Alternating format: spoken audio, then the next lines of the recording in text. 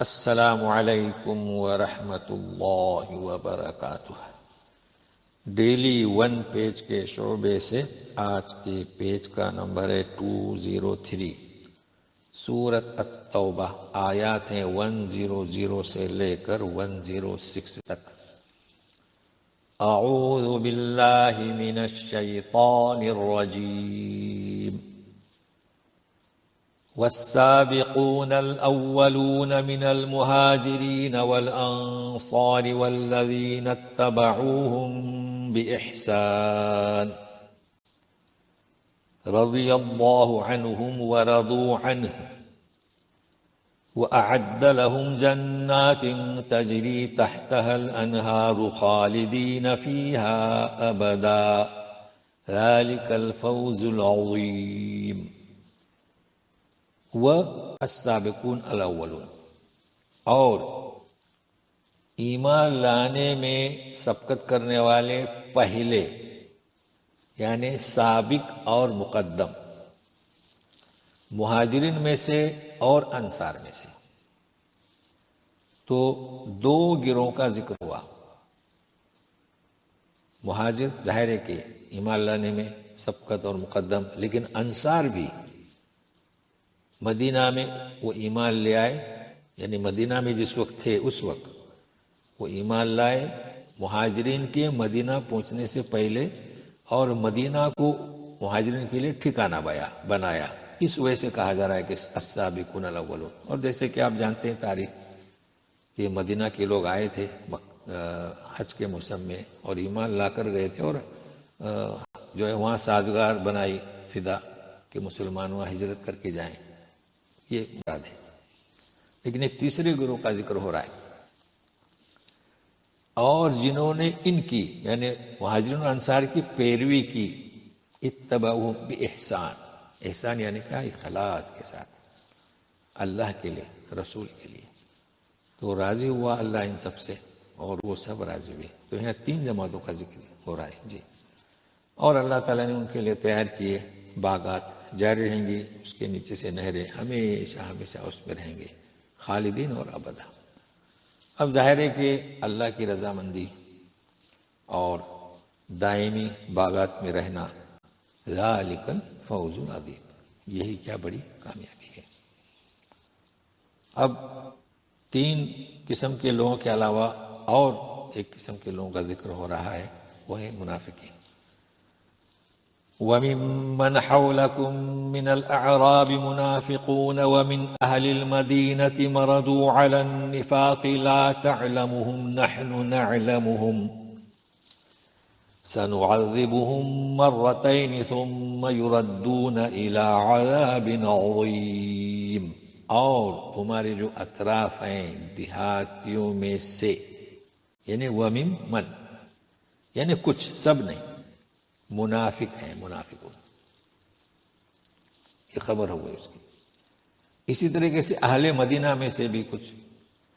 تو گویا کہ جیسے گزشتہ ذکر ہوا تھا کہ منافقین شہر مدینہ میں بھی ہیں اور دیہاتوں میں بھی ہیں، تو یہی ذکر ہو رہا ہے۔ تمہارے اطراف کی جو بستیاں ہیں منافقین اور اہل مدینہ سے، تو سب کے سب مردو علی النفاق، اڑے رہے نفاق پر۔ اب یہ کون لوگ ہیں؟ لا تعلموا، آپ انہیں نہیں جانتے۔ اب جب آپ نہیں جانتے تو نہ ان سے پوچھ سکتے ہیں، نہ ان کے ساتھ کوئی شدت برت سکتے ہیں، کچھ بھی نہیں۔ لیکن ہم جانتے ہیں، اللہ تعالیٰ فرماتے ہیں ہم انہیں دوہرا عذاب دیں گے اور پھر وہ لوٹائے جائیں گے بڑے عذاب کی طرف۔ اب یہ دوہرا جو ہے مرتين، تو محققین سلف صالحین کا یہ کہنا ہے کہ ایک تو عذاب ان کا دنیا میں، وہ عذاب کون سا؟ چونکہ منافقین پر تو کوئی ایسا عذاب نہیں آیا، تو اسے نوٹ کر لیں۔ اس کے پہلے بھی ہم یہ پیغام دے چکے ہیں کہ منافقین کا عذاب یہ ہے کہ ذہنی پریشانی میں رہتے ہیں، کھٹکا لگا رہتا ہے کہ کہیں ہمارا کوئی راز فاش نہ ہو جائے، یہ بھی ایک قسم کا عذاب ہے۔ اور جب مسلمانوں کو نصرت، فتح حاصل ہوتی ہے، جیت، کامیابی حاصل ہوتی ہے، تو انہیں کڑن اور جلن رہتی ہے، یہ ایک قسم، یہ بھی عذاب ہے۔ اور ظاہر ہے کہ پھر آخرت میں عذاب ہے ہی۔ اب اس کے علاوہ اور دیکھیے آیت میں وآخرون یعنی دوسرے لوگوں کا ذکر ہے، وہ ان سے مختلف ہیں. سنیے، وآخرون اعترفوا بذنوبهم خلطوا عملا صالحا وآخر سيئا عسى الله أن يتوب عليهم ان اللہ غفور رحیم. اور دوسرے کچھ ایسے کہ انہوں نے اپنے گناہوں کا اعتراف کیا. کون سے گناہ؟ کچھ لوگ غزوہ تبوک میں نہیں گئے اور نفاق بھی ان میں رہا، لیکن پھر انہوں نے اپنے گناہوں کا اعتراف کیا. یہ اہم بات ہے. اس کے بعد کیا کیا؟ کچھ اچھے عمل بھی کیے اور کچھ برے عمل بھی. ہاں، تو ملے جلے عمل وہ کرتے رہے، مگر ان کا کوئی ایسا عمل نہیں تھا کہ شرک کی آلودگی. تو اللہ تعالیٰ ان کے بارے میں کہتے ہیں کہ امید ہے کہ اللہ ان کی توبہ قبول کرے گا. کیوں؟ اس لیے کہ اللہ غفور الرحیم ہے، اس لیے کہ اللہ تعالیٰ کے عدل ہے اور اس کے بعد کرم ہے، عفو و درگزری ہے. وہ تو بس شرک کی آلودگی پر نہیں ہے، تو اللہ ہی بہتر جانتے ہیں. تو اللہ تعالیٰ غفور رحیم ہے، ان کی توبہ قبول کرے گا. اب مزید سنیے، خذ من اموالهم صدقة تطهرهم وتزكيهم بها وصل عليهم ان صلاتك سكن لهم والله سميع عليم. ان صلاتك، صلاة لام کے آگے کھڑا الف، یعنی کہتے ہیں ہمارے یہاں کھڑا زبر، تو وہ صلاۃ کا ہے. آپ لیجئے ان کے مالوں میں سے صدقہ. اب صدقہ فرضی بھی ہے، نفلی بھی ہے، لے لیں. پاک کریں انہیں اور تزکیہ کریں ان کا بہا، اس سے، یعنی جو آپ صدقہ لیں گے تو ان کا تزکیہ کریں. دعا کریں. صلاۃ کے معنی نماز کی بھی، دعا کی بھی، تو ان کے لیے دعا کریں، اس لیے کہ آپ کا ان کے لیے دعا کرنا اے رسول باعث سے سکون ہوگا، اطمینان ہوگا ان کے لیے. اللہ تعالیٰ خوب سننے والے، خوب جاننے والے. اب دیکھیے یہاں پر کہا جا رہا ہے کہ آپ ان سے صدقات لے لیں، دعا بھی کریں، اور اللہ تعالیٰ خوب سنتے ہیں اور خوب جانتے ہیں. لیکن تطہرہم و تزکیہم، یہ دو کلمات ایک ساتھ آئیں، اسے محفوظ کر لیں. دیکھیے تطہر یعنی پاک، صاف ستھرا. تو آپ پاک اور صاف اور ستھرا صرف جسمانی اور لباس نہیں بلکہ اخلاق بھی پاکیزہ ہوں، یہ ہے مراد، کہ انہیں اخلاق سکھائیں، پاکیزگی سکھائیں، اور جسمانی پاکیزگی بھی، اور کپڑوں، سب کچھ. یہ تو یہ طہارت ہے. تزکیہ شرک کی آلودگی. جی، تو یہ اس آیت کے مفہوم کو اس آیت کے محفوظ کر لیں. اچھا، اب یہ جو کہا جا رہا ہے کہ صدقات لیں اور یہ کہ توبہ وغیرہ، تو سنیے گا. أَلَمْ يَعْلَمُوا أَنَّ اللَّهَ هُوَ يَقْبَلُ التَّوْبَةَ عَنْ عِبَادِهِ وَيَأْخُذُ الصَّدَقَاتِ وَأَنَّ اللَّهَ هُوَ التَّوَّابُ الرَّحِيمُ. کیا انہیں اس کا علم نہیں کہ اللہ توبہ اپنے بندوں سے قبول کرتا ہے؟ مطلب ہے کہ گناہوں کا اعتراف کیا تو اللہ تعالیٰ توبہ ان کی قبول کریں گے. اور صدقات لیتا ہے، جب اللہ صدقات لیتا ہے تو قبول کرتا ہے. اور یقین اللہ تعالیٰ تواب، توبہ قبول کرنے والا اور رحم کرنے والا ہے. تو اس صدقے کے تعلق سے بتایا کہ اطمینان رکھیں، اللہ تعالیٰ جب صدقہ لیتا ہے تو قبول بھی کرے گا، اور جو کچھ لغزشیں ہوئے ہیں تو اسے معاف بھی کرے گا. اچھا، اب ایک اور گروہ سے کچھ کہا جا رہا ہے، وہ سنیے.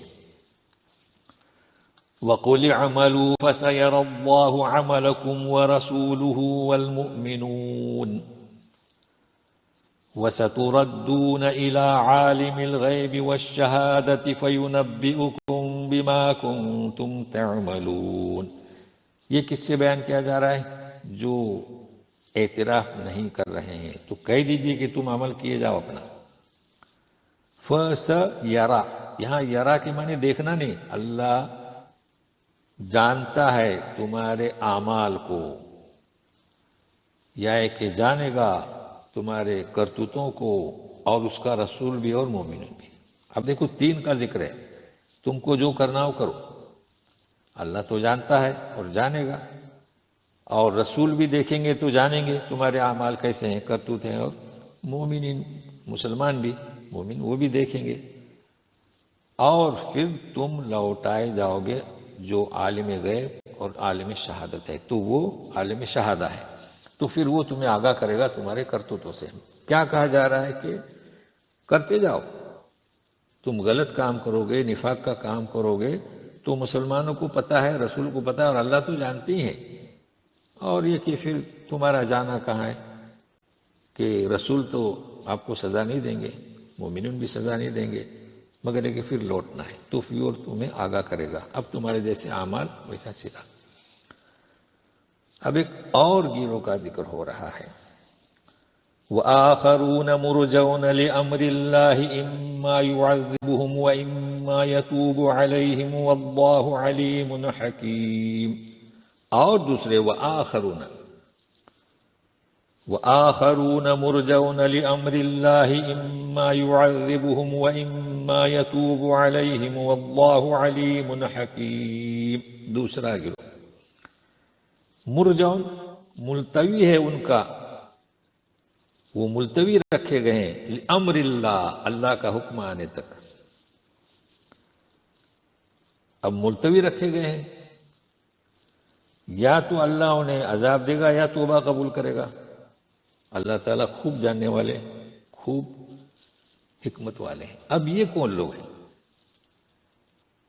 کہ جن کا معاملہ ملتوی رکھا گیا ہے اللہ کا حکم آنے تک؟ ایسے بھی لوگ تھے۔ اب یہ کہ اللہ کو اختیار ہے، جس طریقے سے جنہوں نے عمل صالحہ بھی کیے، اعمال صالحہ اور برے بھی کیے، خلط ملط کیے، مگر ان کا ذکر ہے کہ یتوب والے ہیں، یہ ان سے مختلف ہے۔ جی اب یہ کون ہے؟ محققین اتنا ہی کہہ کے خاموش ہیں کہ رسول بھی ان کے بارے میں کچھ نہیں کر سکتے۔ تو یہاں ایک پیغام ہے مسلمانوں کو، ان کا معاملہ مشکوک ہے،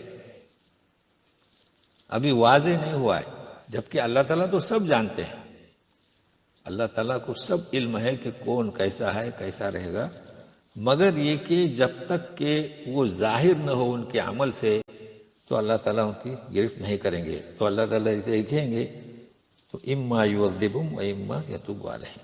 یہ ایک پیغام ہے کہ ہمیں چاہیے کہ کچھ ایسے لوگ جو مشکوک ہوں، ابھی واضح نہ ہوا ہو، تو ان کے بارے میں خاموشی اختیار کریں۔